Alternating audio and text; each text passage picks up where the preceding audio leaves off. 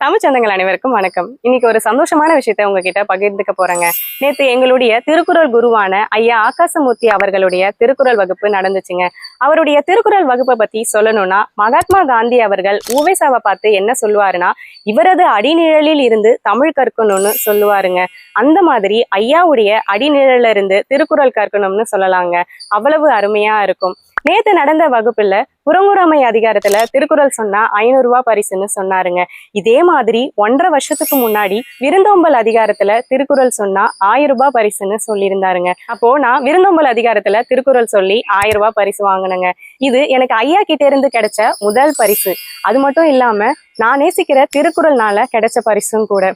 அந்த நேரத்துல எனக்கு பணம் தேவையா இருந்தாலுமே என்னுடைய பர்சனல் யூஸ்க்கு அதை செலவு பண்ண தோணலைங்க. ஒரு பொது நலமா பயன்படுத்தணும்னு நினைச்சேன். அது ஒரு நினைவா இருக்கணும்னு நினைச்சேன். அந்த காசுல ஒரு 10 பேருக்கு நல்ல சாப்பாடு வாங்கி கொடுத்துட்டு மீதி இருந்த காசுல மற்றவங்களுக்கு திருக்குறள் புத்தகம் வாங்கி கொடுக்கலான்னு திருக்குறள் புத்தகம் வாங்கினேங்க.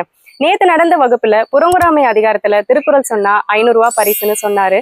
மத்தவங்களுக்கு வாய்ப்பு கிடைக்கட்டும்னு நான் அமைதியா இருந்தேன். யாரும் சொல்ல முன் வராததுனால நானே போய் சொல்லி வாழ்தலின் சாதல் அடங்கூற்றும் ஆக்கம் தரும் கண்ணின்று கண்ணற சொல்லினும் சொல்லற்க முன்னின்று பின்னோக்கா சொல் அந்த பரிசை வாங்கிக்கிட்டேங்க. அப்போ ஆகாஷ் ஐயா என்ன சொன்னாருன்னா, பரமேஸ்வரிக்கு என்கிட்ட இருந்து பரிசு வாங்கலன்னா தூக்கம் வராதுன்னு சொன்னாருங்க.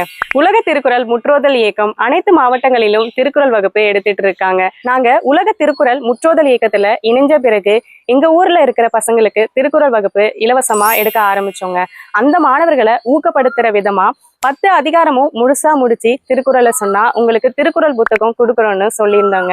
அந்த பசங்களுக்கு திருக்குறள் புத்தகத்தை வாங்கி கொடுக்க இந்த பணத்தை பயன்படுத்திக்கலான்னு இருக்கேன். இந்த மாதிரி ஐயா திருக்குறளுக்காக நிறைய நல்ல விஷயங்களை செஞ்சுட்டு இருக்காருங்க.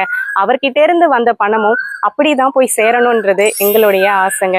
இது மட்டும் இல்லாம ஒரு தடவை புக் ஃபேர் நடந்தப்ப திருக்குறள் அதிகமா சொல்ற மாணவர்களுக்கு பரிசுன்னு அனௌன்ஸ் பண்ணியிருந்தாருங்க. அப்போ நான் 350 திருக்குறளை சொல்லியிருந்தேன்.